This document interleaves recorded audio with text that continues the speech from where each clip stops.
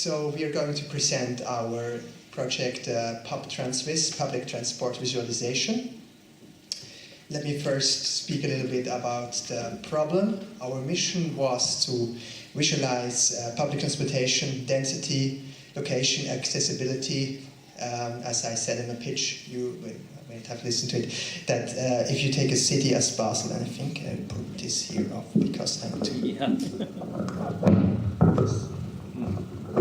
Sorry. Okay, if you have a city like Basel, that's quite well interconnected with public transportation, even though you have some spots that are not so nicely connected. You have, and basically that's what we want to visualize. We want to visualize how you can easily go from one location to another. The problem, like the data and what you can easily access now is that you can easily see one-to-one distances. Like if I go from here to the railway station, etc., I can look up at the data from the timetables. But like this broader scope, having interconnection, like I'm now here, where can I get? How easily? Often I ask how easily can I get to the railway station, but I don't think how easily can I get there, there, and there. But it might be interesting in some cases. So the solution that we thought of was using a visual representation to present a heat map to visualize the accessibility of a location and hopefully identify effects when you make changes to the public transportation system, how this interconnectivity changes. Yes, sir. Okay, we quickly realized that we have to make the problem a little bit simpler, because when we look at the map and we want to see from every point how long it takes to go to another point on the map, and we have many points, it means that we have to have a lot of data. So we decided that we just would use the city's station network, so to go from one station to another station.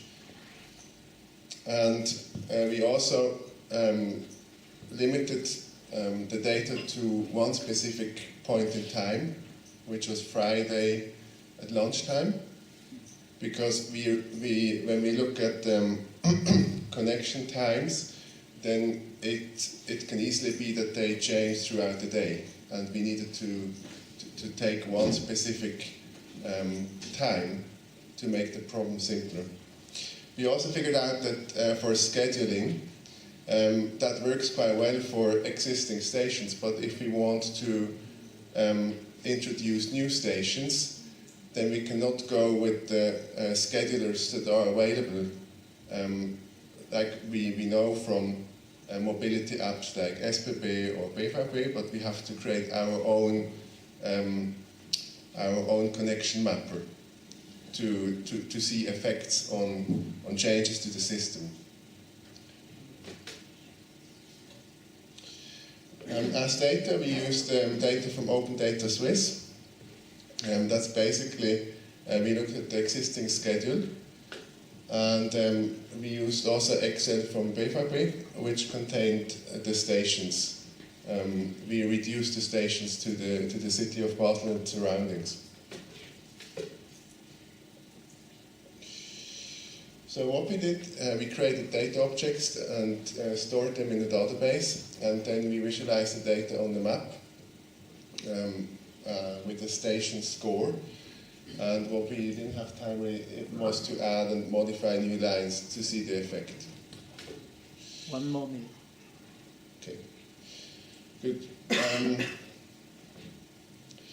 Yeah, okay. To go from one station to the other, we apply the station core. The most important thing here is just that we also looked at the frequency, because we felt that it has an impact how often that a connection is served, not only how long it takes. For the technology, we have used Python for the backend.